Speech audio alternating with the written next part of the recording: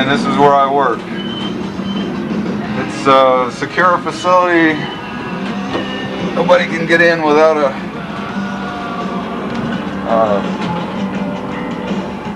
card key Back door to dispatch.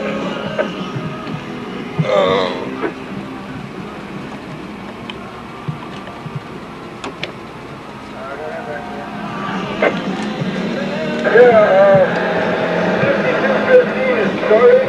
You might, I got a compressor.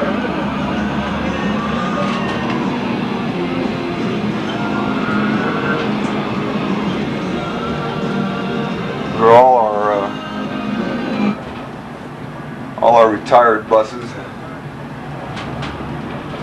And this is what they call district shops. This is the main headquarters. We have shops all over the place. But this is where all the, I guess what you call intelligent personnel for the bus company work. Computer people. The whole second floor of this building is nothing but phone equipment and computers.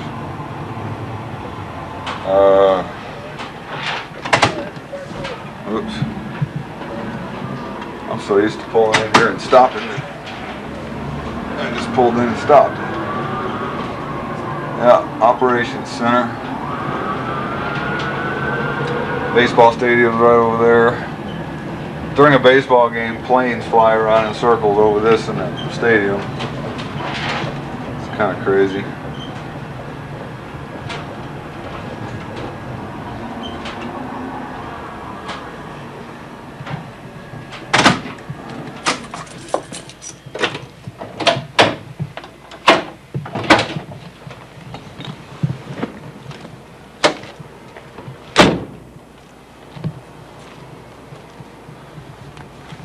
Okay.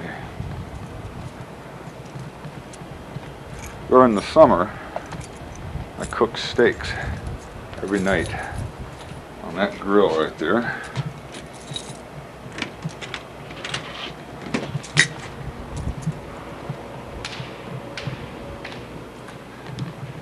And this place is like a prison. And my shop is right in the middle. We've got forklift training class, phone book recycling centers. That's my shop.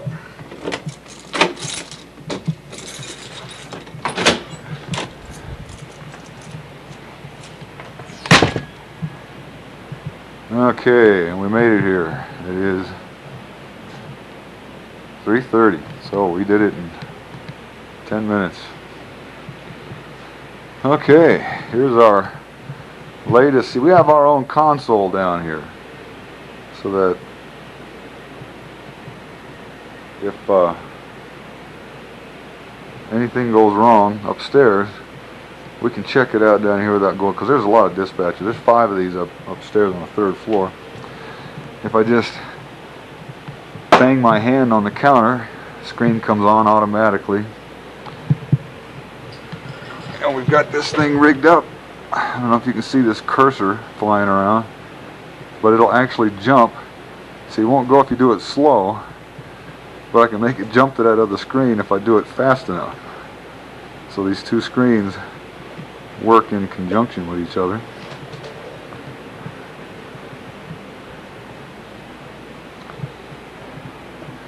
This is where,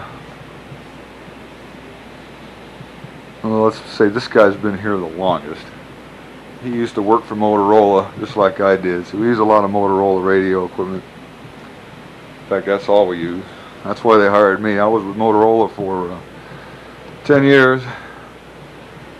There's another friend of mine's bench. His name is John. We just have stacks and stacks of electronics that we work on at a time. This is our black Marine, Jerry. Jerry takes things a bit too serious. Been to Japan. He taught electronics for 20 years in the Marines. He likes to do crazy things like build one huge giant thing to stick out in the hallway so nobody can get by. serves much purpose. He doesn't use it much. And then we got our spare global positioning system, radios, antennas, control heads,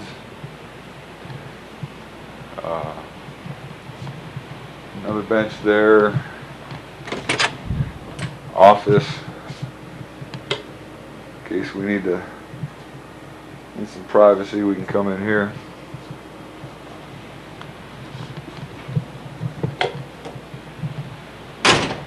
Little mini kitchen, coffee, microwave. Everybody else drinks this garbage Folgers. Patty and me, we drink world classic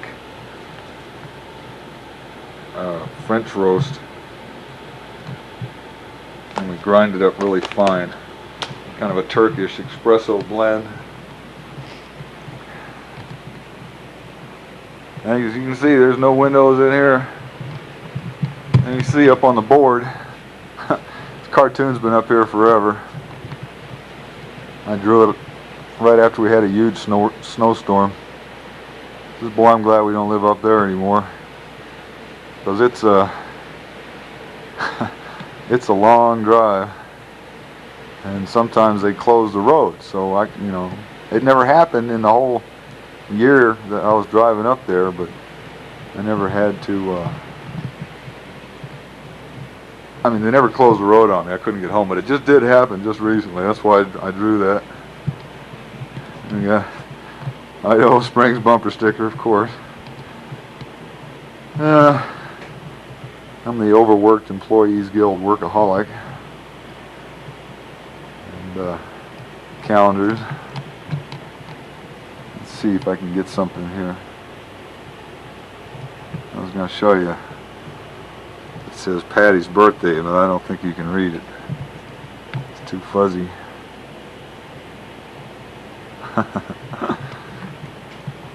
Yeah. There's a card she gave me. Honey, I wish you every happiness. She's always giving me cards. Oh, there I am. My mirror. That's a bus mirror, rear view mirror, or a side mirror. Stuck it up on the wall. There's Patty and my daughter. She's something. She's really something. And my other calendars. I keep them going consecutively. That says May. That says June. There's a Colorado Rockies collectible Coke bottle. They only made so many of them when they first started the baseball team. Goofy article about presidents terrorizing the golf courses, and it actually says that this golf course with it had let's see, Gerald Ford, Bush, Clinton. Bush, I think, ended up breaking a woman's glasses with a golf ball, knocking her to the ground. She's an old woman. Gerald Ford hit another woman, I think, and hurt her wrist with a ball. They were just awful, terrorizing everything. Here we are fishing with my son at Aurora Reservoir. He loves to go fishing with us. There's my 3 kids. Very old pictures. My skinny little son. See, in that picture, he's real skinny. Everybody's skinny except his oldest sister in the middle. She was always kind of chunky. And this is my favorite picture of them. They still love each other that way. It's kind of strange. There's my son now, though. God, he's huge. He's gonna be a Denver Bronco. Anyway, probably the only one that's goofy enough I keep all my spare junk in ex-caviar jars. I eat jars of caviar here, just for something to do while I'm working. I won the 1995 chili cook-off for the most unusual chili. Octopus seaweed. Very delicious. It was one of the few chilies that was eaten all the way up by everybody. You see what I do? I fix everything. I fix destination signs, the signs on the front of the bus, more destination sign parts, These are TV VCRs that they use in Boulder for the drivers to look at training tapes with. I make all my own test equipment. When I came in, they didn't have any, really. So I started making some, and everybody loves it. These are for repairing ramps, wheelchair ramps. The electronics brains that go with these wheelchair ramps need all kinds of relays and things to test them with, and they never had anything before, and they just were throwing these $700 boxes away. I started fixing them, saving the company more money. There's another lift from a different kind of bus, same thing, they were throwing them away.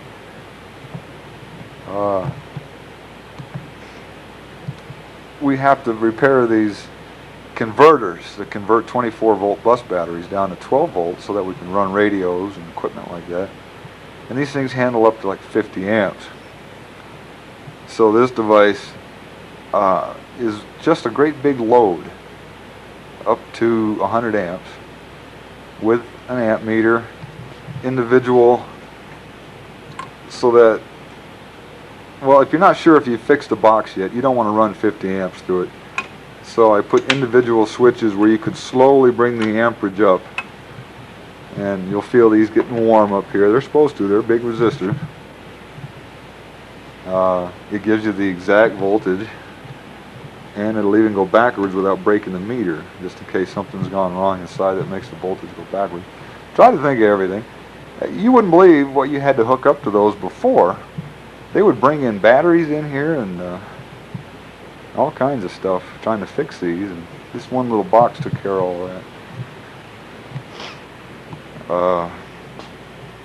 I've taken all kinds of courses. There's a fiber optic course I took a long time ago, Heathkit. All self-taught. Put myself through electronics school.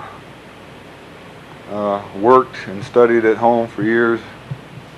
I already knew it. I just wanted the official documents. This is some more test equipment I'm building for the training department. I built this one 2 years ago. Actually, I built about a dozen of these, and they came back to me with a letter saying they wanted 6 more. They loved them so much. So I had to tear this one apart to get all my part numbers and everything rounded up. I've got a few more things to go. Our buses don't have typical microphones. They have this, and it looks just like a telephone. So it looks pretty official when a guy's sitting there on a telephone in a bus talking to dispatch. Those are broke. And everything. This equipment, $11 million. We just bought it 3 years ago. And the truth of the matter is, I was the head guy for Westinghouse that came in. I was the head of the $11 million project. I was to hire everybody I was going to need. A couple dozen guys. I was supposed to put a trailer on this property and start removing and installing 800 radios. Total cost of $11 million bucks. And I started the project off good. It was off to a good start, but Westinghouse's equipment stunk. What they did, they took Trimble navigation GPS equipment, they took Motorola radios, they took Millidyne control heads and antenna specialist antennas, and then what I was supposed to do was find, I see a little E flashing, I hope that's not in the tape. I was supposed to find a crew of guys, teach them how to actually build cables, because when I first started it, these cables, which is Westinghouse's only part really of the project, was to design the cables to interconnect all this equipment and make it work, and write the software for the programming. These cables the drawings all came backwards. I mean, hot wires were sent, the other ends were sent to ground, you know, so you'd hook them up and they'd blow up the equipment. So I had to sit down, totally redesign the cables. That meant some time. Then the software didn't work, and by this time my crew had already ripped out like 200 radios. I did request immediately that we just test one or two buses, but they said no, go ahead and put it all in. And that was before they put in these consoles. The consoles came in later, and then they found out they couldn't even talk to these things. Once we did get them going, because the software didn't work, the radios would just crash. So something else had to be done. I sat down with the Motorola radio. What had to be done is the computerized GPS part of it had to be taken out, and it had to be made to work like an old-fashioned radio. Now these control heads here were not made for these radios. These were made for the entire system. So these radios had to work with these control heads without this part in between, which meant basically redesigning a new cable. And this is it. This is what I call the zombie cable, because really the radio's brain dead. Motorola said that I couldn't do it. Westinghouse said I couldn't do it, but they wish I could, because they really needed the time, and they couldn't put the old radios back in the buses because they butchered the cables. So against Motorola said it couldn't be done. I talked with them on the phone with the schematics in hand, and they said, you know, if you look, and I looked, and they were right. Technically it couldn't be done, but I found some loopholes. It's really so electronically involved. There had to be some jumpers installed in the radio, and that was all. And I did it in such a way we didn't have to take the jumpers back out when we went back to the old system. They could just be left in. So basically, if for some reason lightning or whatever destroys this whole system, I've also created this backup. And we left these cables in the buses so that if someday something ever did happen, we could fix it right away, or reconfigure them to the zombie radios and keep on talking, because we need to talk to these drivers. There's a lot of emergencies here. Well, I've been talking so long my mouth is dry. I've got to do my paperwork and lock this place up, clock out, and go home. And then we'll do a new tape tomorrow.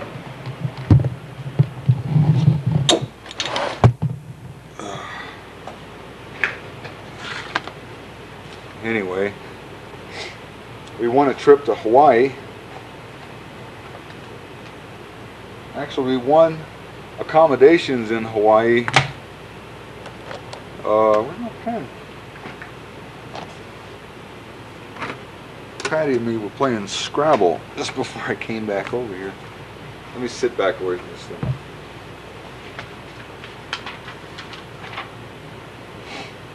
Mr. Foley, I don't know if you're even watching this. Tonight I was watching Rush Limbaugh, and he is selling a line of ties now. I don't know if you watch him, but they're not a bad price. I don't know if you wear ties or not, but I was thinking about maybe getting you one for Christmas. I don't know, they're kind of wild. But it's a genuine Rush Limbaugh tie. Anyway, I got the number here.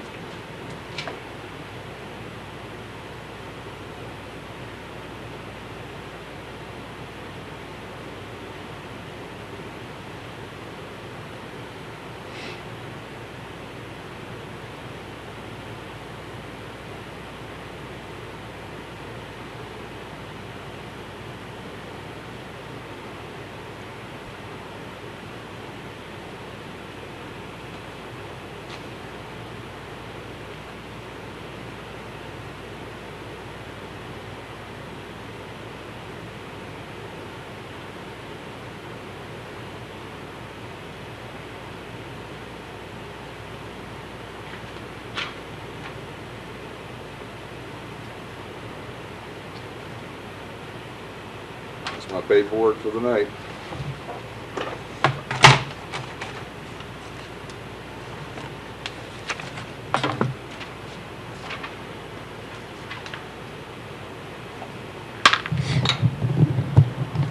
Okay. Let's see, I'm out here at 4. 10 minutes.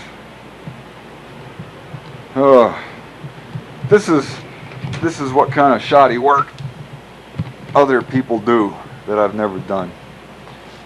These are pretty identical units that Boulder had. They're not completely identical, but if you look under here, you can see this shield right here. And the shield is over the high voltage transformer on a TV set. That's a lot of voltage, 10,000 volts or so, to run a TV picture tube.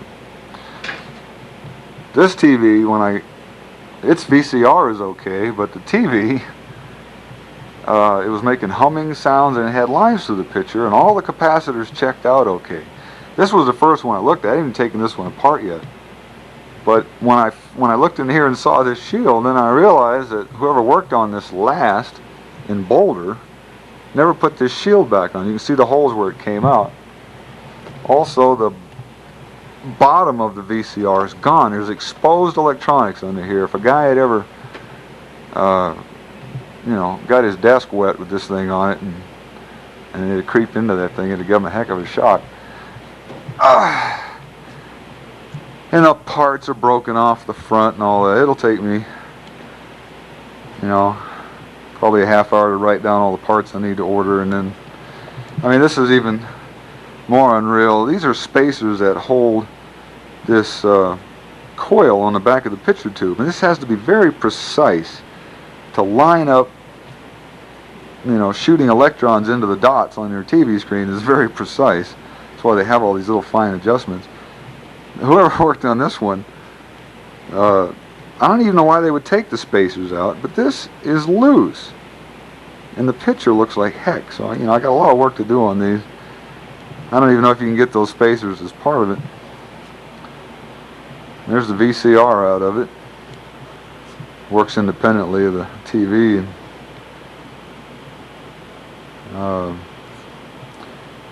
The tape kept getting stuck in there.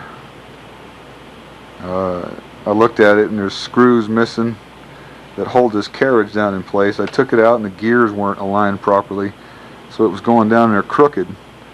When it tried to come back up, it would catch because it was crooked. So I got it teeth lined up. Now it should just pop right out of there now. I haven't tried it since I was here earlier. That's how it's supposed to work.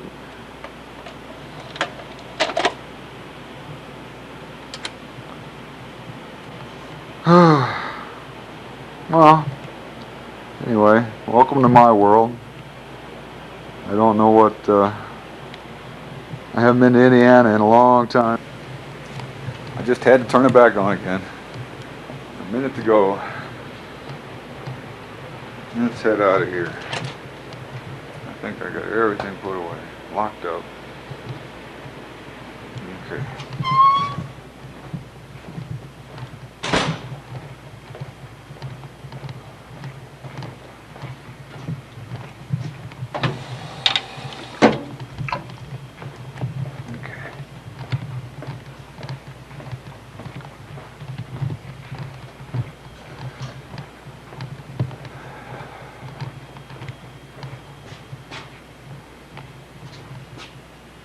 Got 2 minutes to go.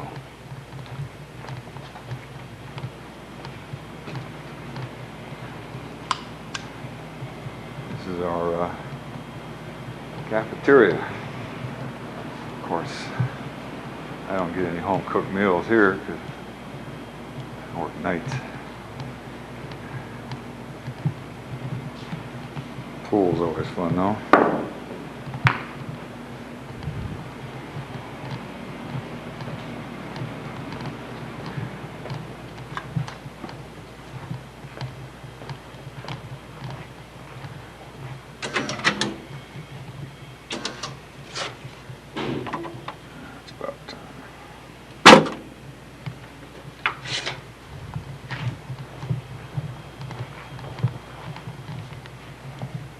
See you later, stranger. You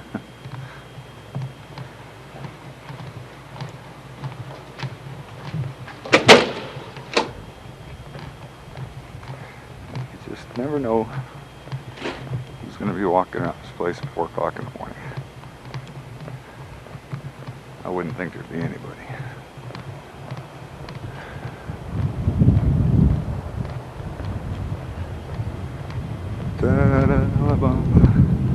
See, my car has Colorado Springs tags, or Idaho Springs tag, because